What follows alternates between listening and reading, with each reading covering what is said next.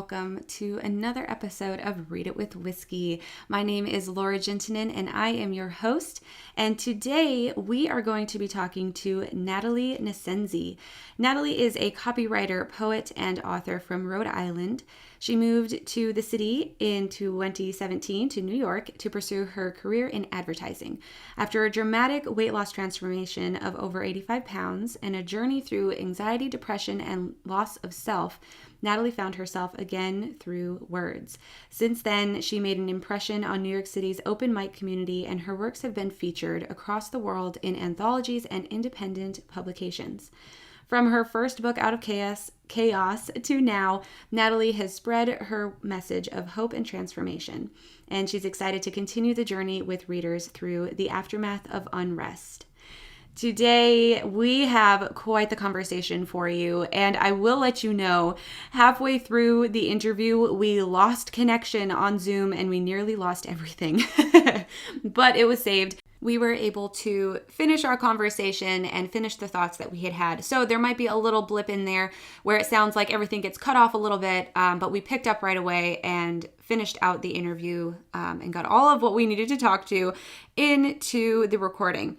So this episode is great. There's a lot of content that is within Natalie's book, The Aftermath of Unrest, and it is a very meaty book, and it's not only poetry, it's a memoir of sorts. It is so much more than poetry, and I was so excited to have her here on the podcast. So without further ado, let's get into the episode. Welcome to Read It with Whiskey, an interview podcast highlighting self-published authors. I am your host, Laura Juntunen. The purpose behind this podcast is to help authors grow their audience while also introducing readers to their new favorite authors. Let's get to know the person behind the page. Sit back, sip some whiskey, and lean in to these self-published authors. And this would not be Read It with Whiskey without a little Laura J Live update. So it is, as of the day of this episode publication, it is April 27th, 2021, and we are nearing the end of Camp Nano. So Camp NaNoWriMo, if you forgot or hadn't listened to the previous episodes, I believe when I interviewed Dawn, we talked a little bit more about Camp NaNoWriMo and the details. So go ahead and listen to episode 14 for more information. But for my own progress with Camp Nano, I am not where I need to be, but I am not going to punish myself. I'm not going to get too hung up on it. I definitely give more details about where I am in the process on Instagram. So go ahead, follow me there at Laura J Live. And in other news, we still have our patrons who are helping me out so much, and I really just dedicate every single episode to them because my patrons help me so much. So if you don't know what Patreon is a site where you can help artists or anybody who is doing their own business or working on some kind of project. You can help them financially just by a few dollars a month. It's nothing crazy. But basically, I have 3 tiers on my Patreon account where you can do various different things within the account depending on what tier you are sitting on. So we have the listener plus, and the viewer. And the viewer is the only tier that can actually watch these recordings. Whenever I do these interviews, I do them via Zoom, and I record everything through audio and video. And all of that video content is given to you in Patreon. So all of the mess ups and the extra ums and things like that, it's all caught on video. You can't really hide that. There are a few exceptions where I've had to take a few things out because we talk about spoilers within the book. And so I do cut out that from both the audio and the video because I want you to read the book. I don't want to spoil it for you within this podcast. So the video content goes up approximately a month after the audio version goes up. So once you listen, you can go into Patreon, and most likely those episodes video content is already going to be up in Patreon. So if you're interested in watching the interviews and seeing the funny facial expressions that we make and when we have awkward pauses, that kind of stuff, all of that behind the scenes information, definitely go over to Patreon. So you can go to www.patreon.com/readitwithwhiskey. And like I said, there's 3 tiers. The viewer tier is the top tier, and then there's the listener. You're going to get extra notice on episodes. You're going to be able to hear them before everybody else. The Listener Plus gets bonus episodes where I talk about the books I read every month, behind the scenes indie author information. and that type of more or audio content. And then the viewer is where you get all of the video content and extra photos and things like that. So if you're interested, definitely go check it out. The link is in the show notes. And if you have any kind of questions, go ahead and message me on Instagram, or you can email me. All of that information, again, is in the show notes. Now, let's get into this episode with Natalie.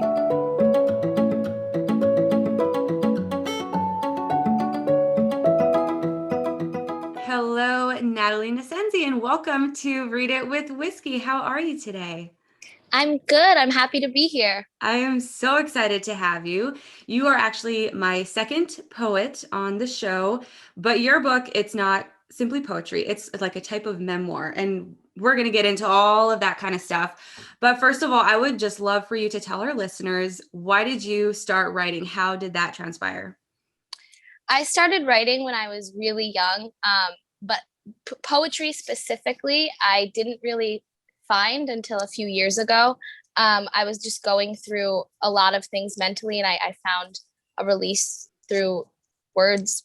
So I never know how to describe this story because there's so much that goes into just how I became a writer, how that kind of flowed into being a poet. It's been a long journey, but that's what the books are about, really. It's about how I kind of found poetry again. Yeah, for sure. And it's definitely a very interesting story, and we'll get into that. So you actually have 2 books published now. So Out of Chaos was published in March 2020, and that's actually traditionally published, correct? Yes. Okay, Yeah. so go ahead, tell the listeners. I haven't read Out of Chaos, so tell me and tell our listeners, what is Out of Chaos about? Out of Chaos is about just anxiety and depression and transformation as a whole. It was my personal journey through finding myself again. I had lost sight of who I was, both physically and emotionally. So it was all about being able to face myself again, look in the mirror, recognize the person that I saw. That sounds, in a nutshell. Good. Yeah. It's very dark, but it speaks to, like, we all go through something and we all face challenges.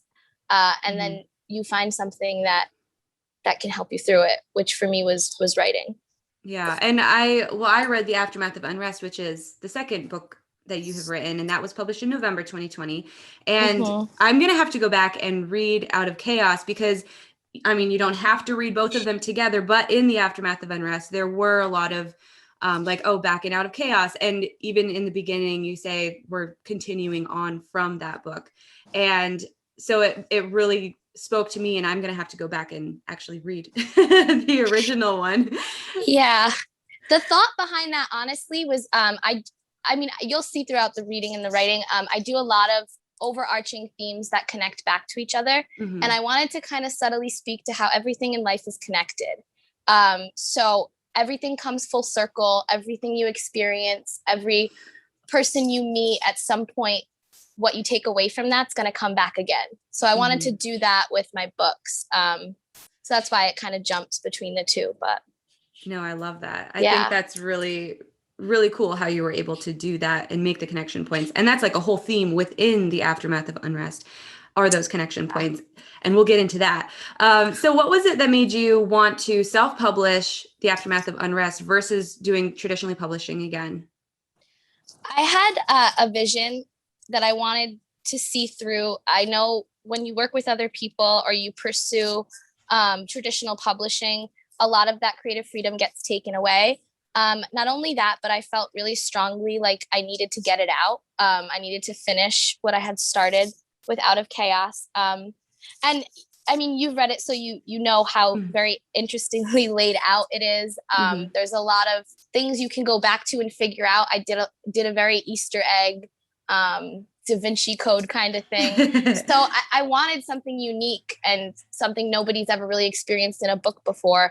And I knew I wouldn't be able to do that if I had pursued, traditional publishing. Right. Yeah. You have a lot more artistic freedoms when you're doing your own self-publishing, and you can design the format and all of that kind of stuff as you wish. And I'm going to ask you about that in a little bit too.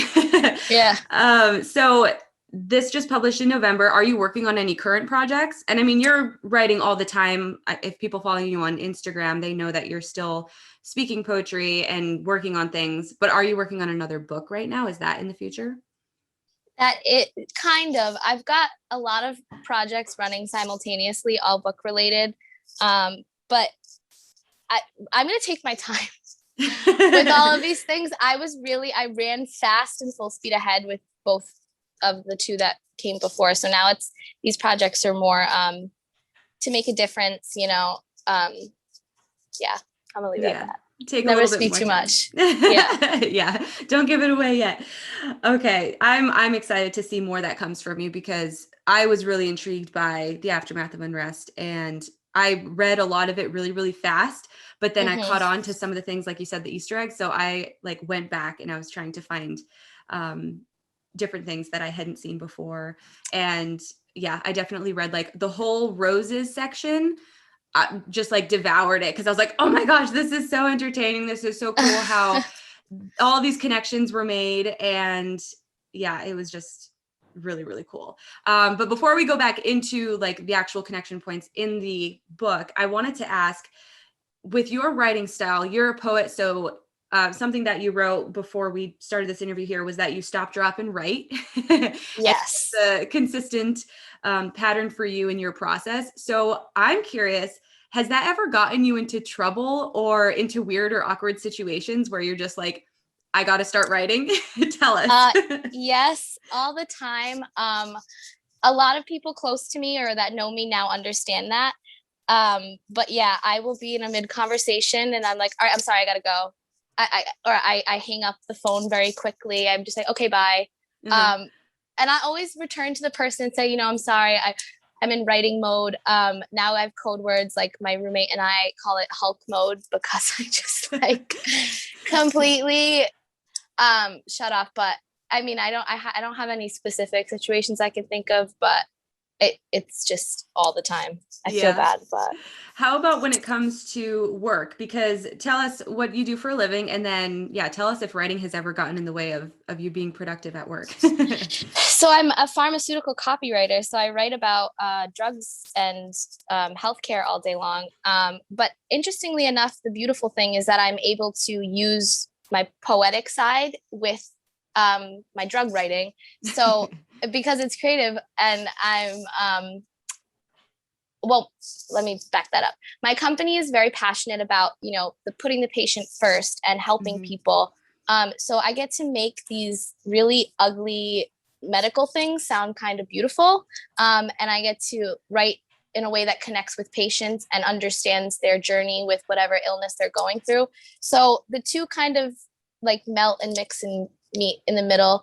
And it's cool. So never during work does that happen because I kind of can work both sides. That's cool. How did you get into that line of work? Well, I wanted to work in advertising, and I wanted to do strategy, but I was actually rapping in class one day and somebody said, you can rap, can you write? Look up copywriting. And I was like, okay. And then it kind of just, I went into it and that's how it clicked. Yeah. I feel like a lot of people who are writers do things in advertising or copywriting for other people. And it actually does help their creativity because they have to use their own words to do something that they're not used to. And it kind of tricks the brain. I've heard a lot of people do that even when they're trying to write or create themselves. They'll like take a theme or a topic that they're not comfortable writing about, and it helps their brain like think of new avenues for future work. So I think you having that job is probably actually good. It probably helps. So cool. Okay. Yeah, no, it's fun. Okay. And so I wanted to touch on, we're going to dive into the book now because there's just a few things where I'm just like in awe and we need to talk about them. First of all, you wrote this in quarantine and you're in New York. And so one of my favorite pieces, it's not even, I mean, I loved all of it, but the thing that like stood out to me first out of everything was it's actually in a reflection piece. So it's not in an actual poem, but it's about New York City. I'm just going to read it real quick for the listeners. Okay. New York City is electrifying, unexpected, and spontaneously chaotic in the most wonderful way. It's a blur of people, places, and things all happening at once. New York City is alive. It's the city that never sleeps until it does. Mm-hmm. And then you dove into how quarantine has completely changed how New York is perceived and how it looks. So Mm-hmm. tell us about that. Tell us how it was for you for quarantine and Mm-hmm. like that transformation that you saw. Yeah. So at first, the day I left my office, it was kind of like nobody believed that we weren't going to go back that Monday. And then when everything started to shut down basically overnight, my roommate and I were like, okay, we're going to stay. Like we're going to do it. That day that we decided to stay into the next morning, it was like a complete a switch had been flipped, utter silence. And I have to like pause because it's giving me chills to even think back to that. You walk outside and there's people everywhere, right? There's noise, there's cars honking, there's street vendors, there's the rumble of the subway beneath your feet. There's all these things, and then all of a sudden it's just like someone went and sucked the life out of everything. I can't even like. That's why I had to put it into words. So that week I had gone to Park Avenue, which is I describe in the book a lot. Park Avenue is a special place. We'll get into that later, but it's this street that's so busy, and then it's just silent. I have a hard time describing it. See, I can write it so well, but it's so hard to get into. It's just indescribable. It's that this is exactly it. You know what? Yeah. This is so it is leaves you speechless. This is the feeling it was. And the thing is New York, the energy of it, that spontaneity I talked about, now you're feeling sadness. Right. You felt the silence. Like if silence could be a feeling, that was New York City. If loneliness could touch you, that was New York City. It was like fear and sadness was looming in the air. Nobody knew. Uncertainty was like your next door neighbor.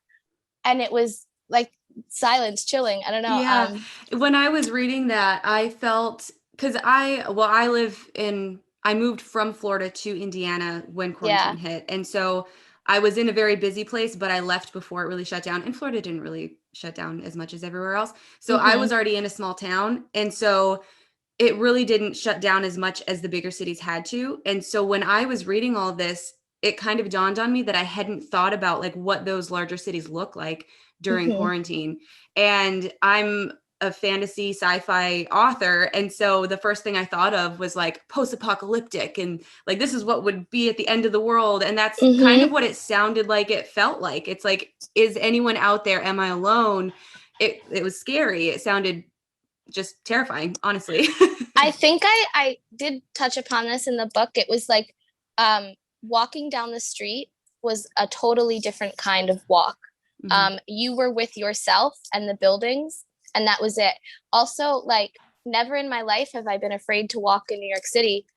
You know, at all hours of the night, it was safe but unsafe because there was always people around. Now it's like 8:00 at night during quarantine, and you step outside and you don't know what's around you or who's lurking in the dark. And there was just, I had walked to Times Square maybe the week after everything shut down, and Times Square completely empty was like, I was at a loss for words. There was 1 to 2 photographers just like walking around, but other than that, just the lights. It was almost beautiful in a way. Yeah. It sounds twisted. Because it was something you would never see again. Yeah, it's a once in a lifetime opportunity, and it's the city that never sleeps. So when it slept, not many people were there to witness it.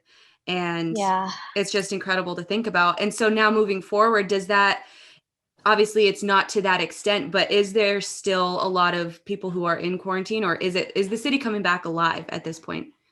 So something beautiful came out of this silence and this staying inside was that the people within their communities that were close, so people in apartment buildings, people who lived on the same street their whole life, when we could come out, started seeing each other.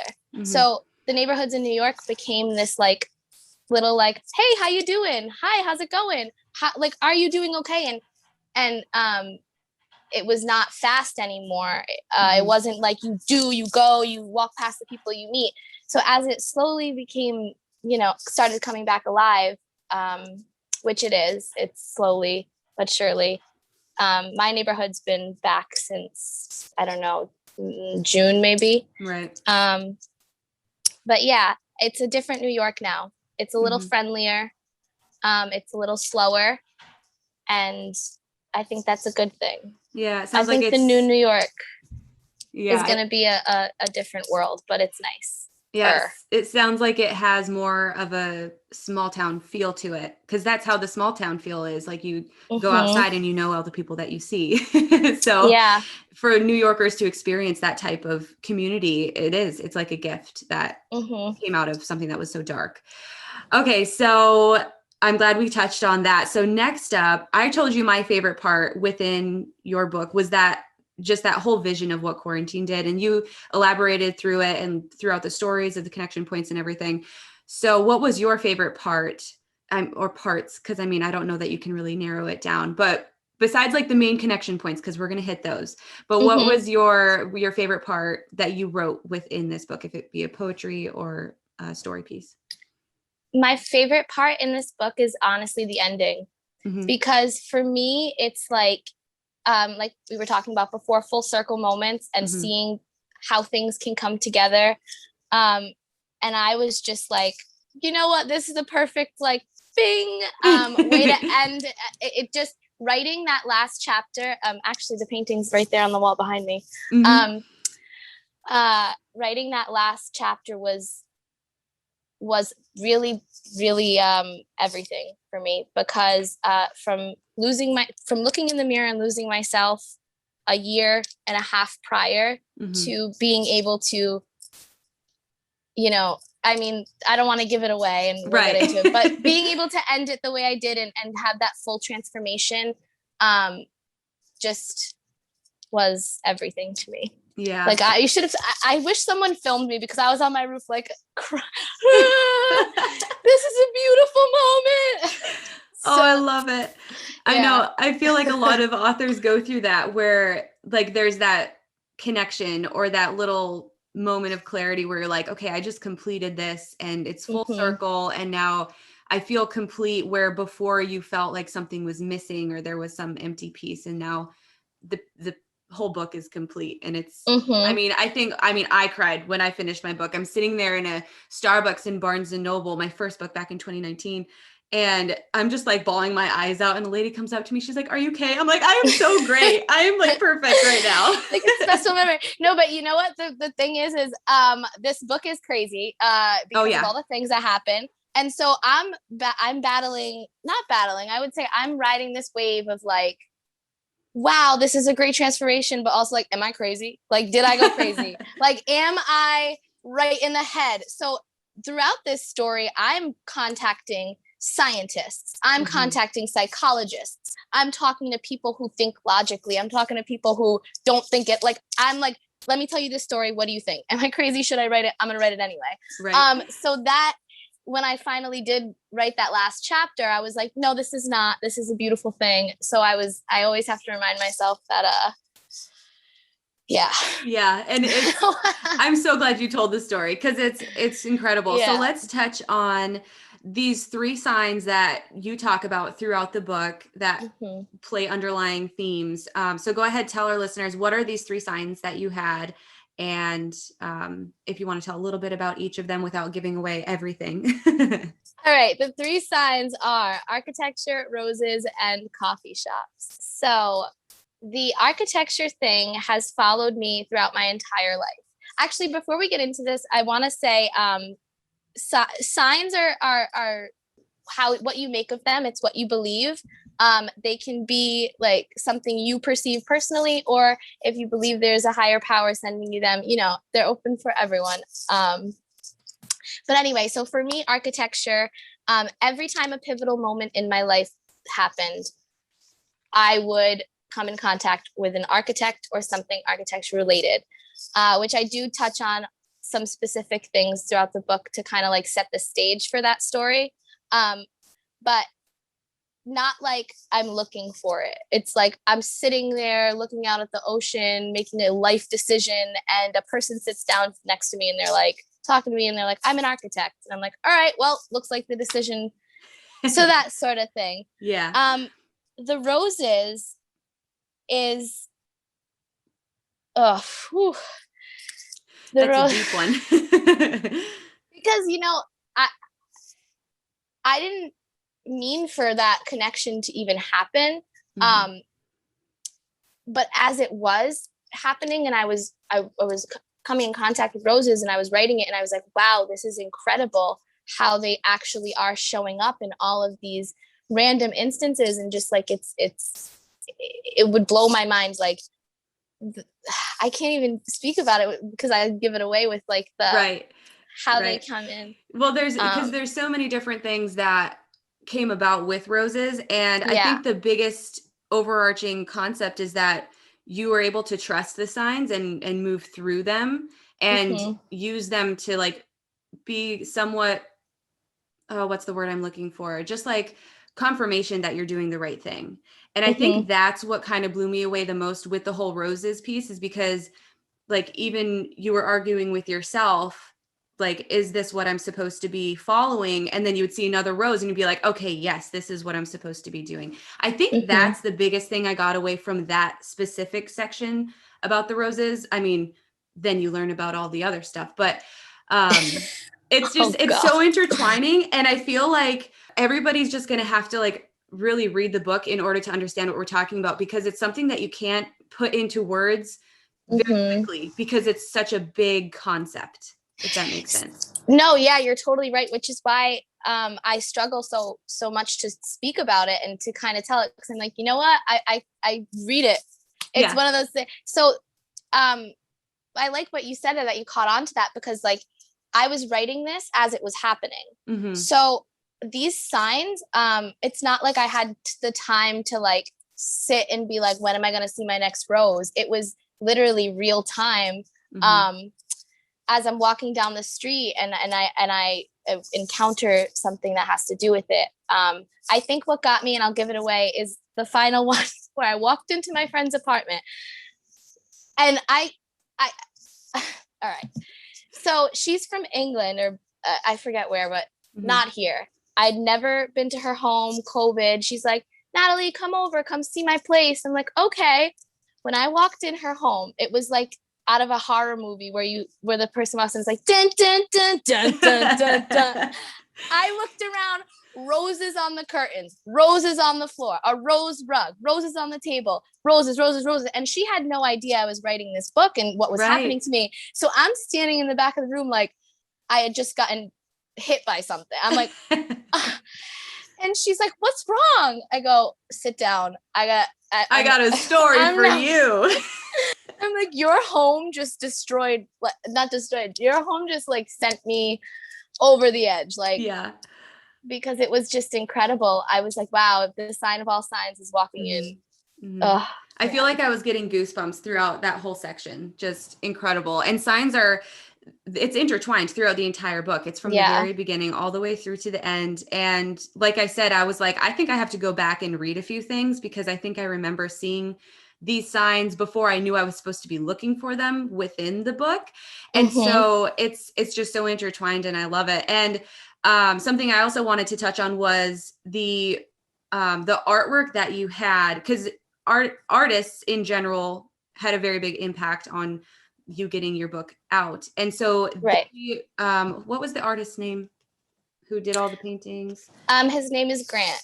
Yes, Grant McGrath.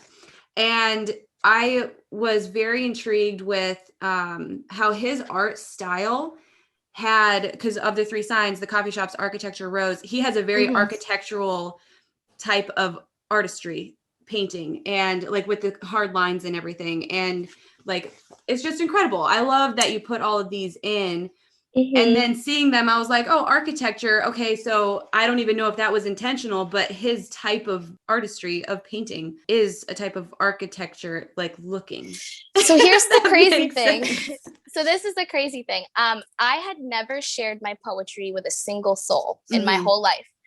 I met him at work and we just kind of like hit it off. I was like, oh, I saw your artwork. I think it's awesome. And then I ended up reading him my poems one night and he was like, you need to keep writing.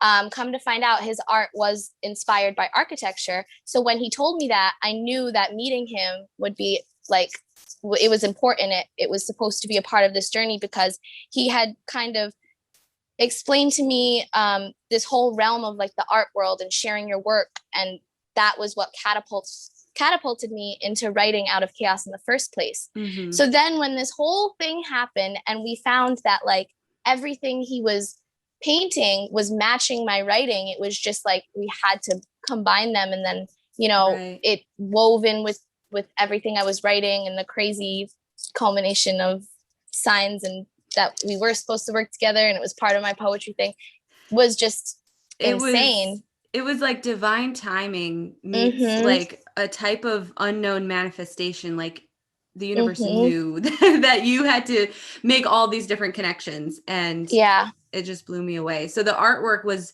just incredible, and I'm glad that you chose to put that in. And even the cover, and that's the painting that you have on your wall, is just Mm-hmm. amazing. And that whole process you outline in the book of like how it was done and what you were feeling in that moment. And I want people to read the book, so we're not going to tell them about it Yeah. Yeah. because I want them to read it themselves. And then something else I wanted to point out within your book is the formatting. And I think that's something that you said you wanted to have that creative license, and in traditional Mm-hmm. publishing you might not have been able to. But the formatting of not only some of the poems, but like the section breaks and like the lines at the top of the page and how the words are like moving up or down. Mm-hmm. Was that something that you knew had to be in the book, or did it kind of transpire on its own? And did you do that on your own, or did you have a person do the formatting for you? So I let it kind of come together as I was writing it, but my art partner at work, so when you're a copywriter, you have an art person.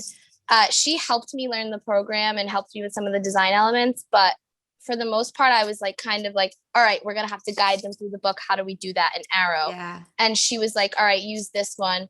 And then when it came to like the words and how they sat on the page, we would look at it and kind of calculate like how can this read in the best way. Mm-hmm. When it comes to the way I write like paragraphs, it's really weird and it's not traditional because I break them up. Mm-hmm. But the thought behind that is like I want someone to be able to open the book at any moment, and whatever their eyes go to, like that's what you're going to read. Like that section, if it jumps out to you, cool, read it. So it was the thought of like being able to open it at any moment and kind of get something every time, Yeah. instead of like you open the book and it's this huge paragraph in front of you and you're like, um, Like where did that come from? Yeah. Or yeah. where do I go? And I definitely felt that, because there were moments where I had to put the book down and then had to pick it up later on, and it was Mm-hmm. broken up in a way where there were those designated breaking points that were Mm-hmm. often enough to where I still remembered what was going on and where I was going with the book, and it never got overwhelming. Like a big chapter book, you have to read the entire chapter before you can Right. stop reading, and it's hard to remember. But I really liked how you formatted all of that.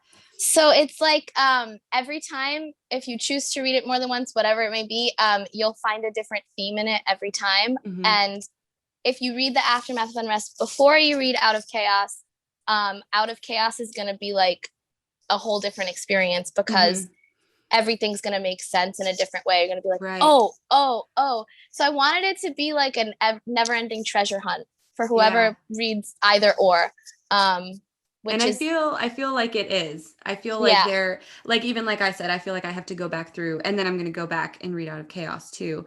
And I feel like this story is about life, connections, manifestation, like law of the Mm-hmm. universe kind of stuff. So what is the major takeaway that you want your reader to have, if there was like one major thing that they could take away from the book? I mean, There's a lot, but I think the number one thing is no matter what you go through, no matter where you are, what life throws at you, anything, you just have to kind of trust yourself, trust the process of everything, trust what you believe in, and really anything is possible. Like it truly, I even write about that in the book. It's like all those cheesy quotes you hear. If you believe it can happen, or if it's meant to be, it will be. Like that's all so true.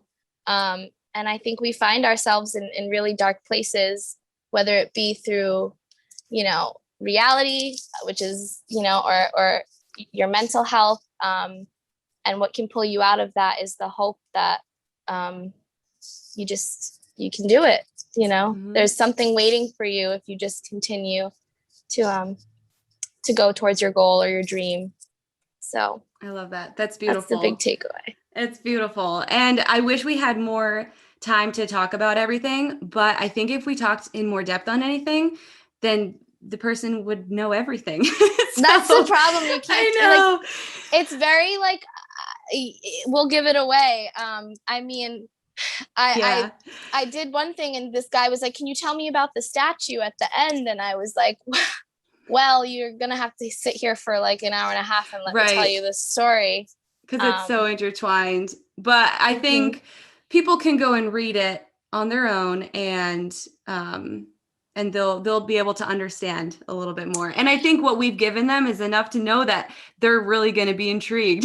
Yeah, I do want to tell you one story though, whether or not so at the end of it all, and this didn't make it in the book, unfortunately, I wish it did, but I'm going to put it out here.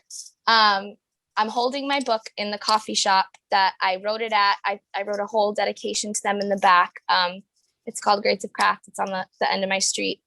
I'm holding the book, and I find out that the dad of the owner of the coffee shop is an architect. His mom's name is Rose. Oh my gosh.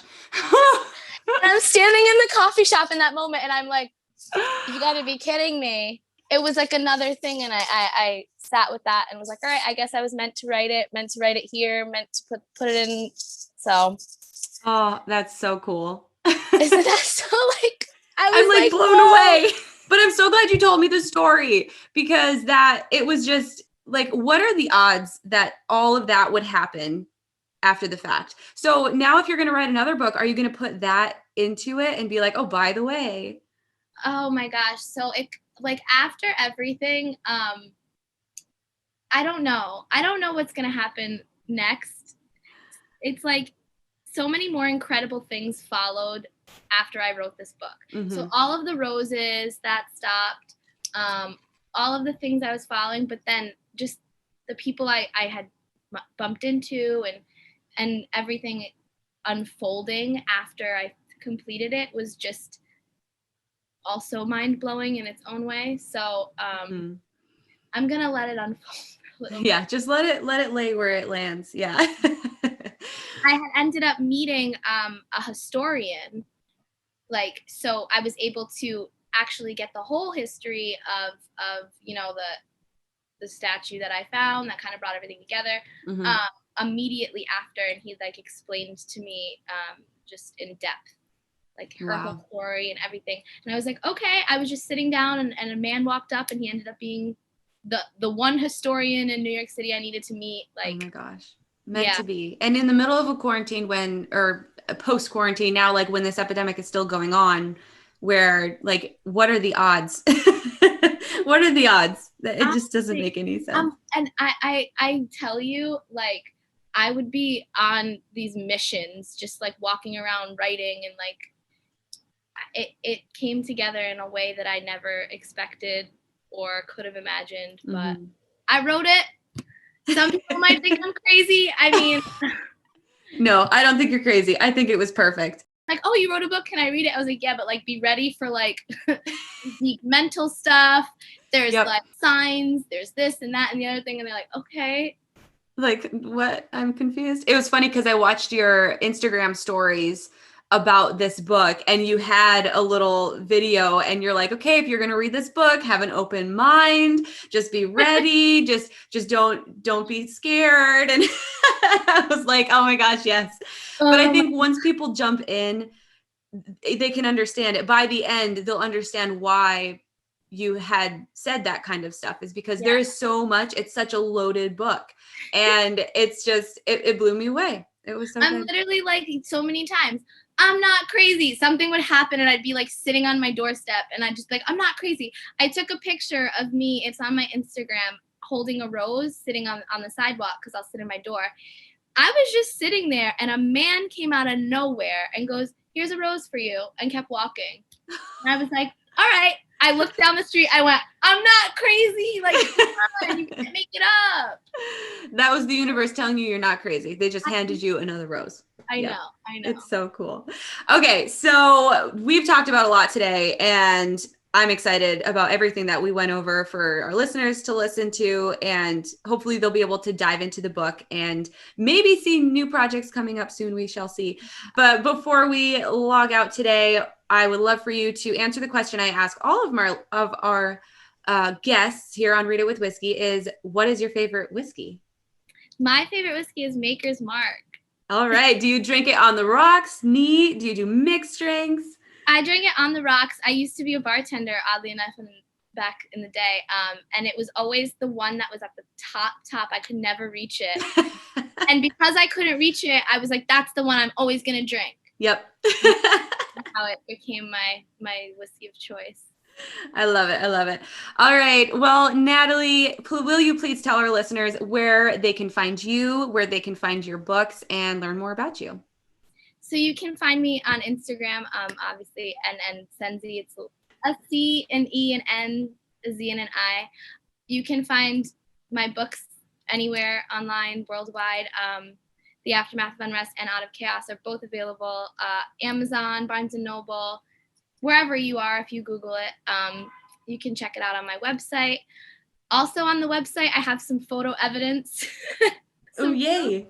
Yeah, there's some pictures I included of some of the things that I had come across too. So yeah, you can find it anywhere. And if you ever want to message me, talk to me, shoot me a DM. I love meeting people, talking to people. Or if you just want a new friend. Awesome. Yeah. I love it. And I will make sure to put all of those links in the episode description so they can just click if they can't spell it. Well, thank you so much for being on the show. I had so much fun. Me too. I'm so excited. I'm happy to be here.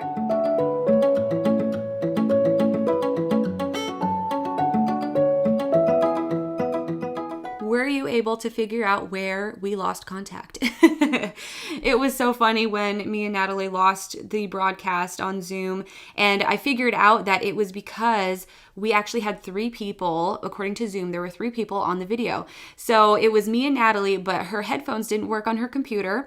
And so the third screen, if you are a viewer on Patreon, you'll be able to see the video content that there was a third screen in the first part of the video. That's because her audio was coming through one video and her video was coming through another.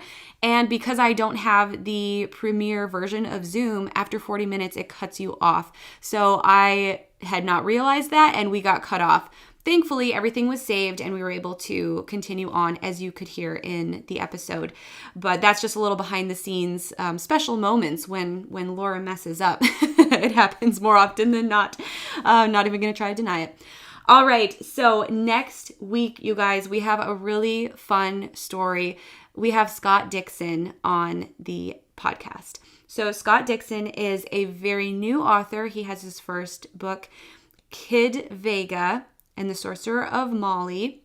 And this is a young adult fantasy sci-fi book. And let me tell you, I got hooked into it and I'm a sucker for young adult books. I love young adult books, fiction books, sci-fi, and I'm really excited to have him on the podcast next week. So keep your eye out for Scott's episode on May 4th. May the 4th be with you, you guys. I will see you then.